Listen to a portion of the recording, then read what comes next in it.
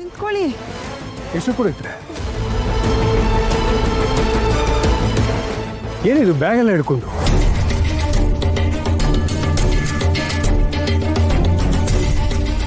ಸರೋಜಾ, ನಿನ್ನೆ ಕೇಳ್ತಾ ಇರೋದು ಏನಾಯ್ತು ಅಂತ ಹೇಳು. ರೀ, ಅದು ಕಳೆದು ಹೋಗಿದ್ ನೆಕ್ಲೆಸ್ ಸಿಕ್ತು. ಸರಿ, ಮತ್ತೆ ಬ್ಯಾಗ್ ತಗೊಂಡು ಯಾಕೆ ಹೊರಟಿದ್ದಾರೆ ಇವರು? ಅಮ್ಮ ಏನಾಯ್ತು? ಚಿಕ್ಕಪ್ಪ ಯಾಕೆ ಹೋಗ್ತಾ ಇದ್ದೀರಾ?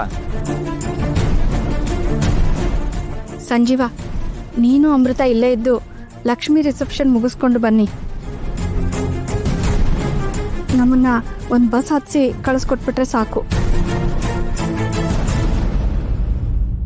ನಡೀನಿ, ಒಂದು ನಿಮಿಷ ಇರಮ್ಮ. ಸರೋಜಾ, ಬಾಯ್ಲಿ ಬಾ. ಸರಿಯಾಗಿ ಹೇಳಿ ಏನಾಯ್ತು ಅಂತ. ನಿಮ್ಮ ಬ್ಯಾಗ್ಗಳು ಅಷ್ಟೇ ಅಲ್ಲ, ನಮ್ಮ ಬ್ಯಾಗ್ಗಳು, ನಮ್ಮ ಕಬೋರ್ಡ್ಗಳು ಪ್ರತಿಯೊಂದನ್ನು ಚೆಕ್ ಮಾಡ್ತೀವಿ, ಆಯ್ತಾ?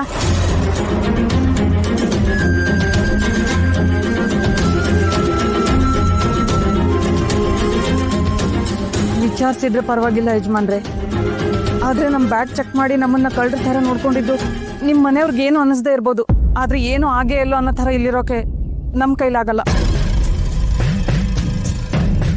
ಅದು ಮಾವ, ನಾನು ಶೋಭಿತಾ ಇಬ್ರು ಅವ್ರ ಮೇಲೆ ಕಳ್ತನದ ಆರೋಪ ಹೊರಿಸೋದಕ್ಕೋಸ್ಕರ ಚೆಕ್ ಮಾಡಲಿಲ್ಲ ಮಾವ. ಈಗ ನೀವೇ ಇವ್ರ ಹತ್ರ ಕ್ಷಮೆ ಕೇಳ್ತಿರೋ ಇಲ್ಲ ನಾನೇ ಕೈ ಮುಗಿದು ಕ್ಷಮೆ ಕೇಳಬೇಕಾ?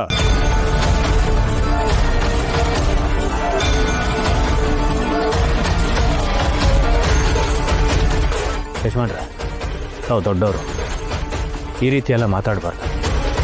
ಇಲ್ಲಿ ಯಾರು ಕ್ಷಮೆ ಕೇಳೋದು ಬೇಡ, ಯಾರು ಸಣ್ಣವರಾಗೋದು ಬೇಡ. ಈಗಾಗಲೇ ನಾವು ಸಣ್ಣವರಾಗಿದ್ದೀವಿ. 4 ಜನರ ಮುಂದೆ ಸಣ್ಣವರಾಗೋ ಅವಮಾನ, ನೋವು ಹೇಗಿರುತ್ತೆ ಅಂತ ನಮಗೆ ಚೆನ್ನಾಗಿ ಗೊತ್ತು. ಕೇಶವ ಪುರೋಹಿತ್ರೆ, ಈ ಮನೇಲಿ ಅವಮಾನ ಆಗಿರೋದು ನಿಮಗೆ ಮಾತ್ರ ಅಲ್ಲ, ನನಗೂ ಆಗಿದೆ. ನಿಮ್ಮನ್ನು ಇಲ್ಲಿ ಕರೆಸ್ಕೊಂಡವ್ ನಾನು, ಆದರೆ ನಿಮ್ಮನ್ನು ಸರಿಯಾಗಿ ನಡೆಸ್ಕೊಳ್ಳಿಲ್ಲ ನಾನು. ದಯವಿಟ್ಟು ಮಾವ, ದೇವ್ರೆ, ತಪ್ಪು ಮಾಡಿದ್ದು ನಾನು, ನನ್ನ ಮಗಳು.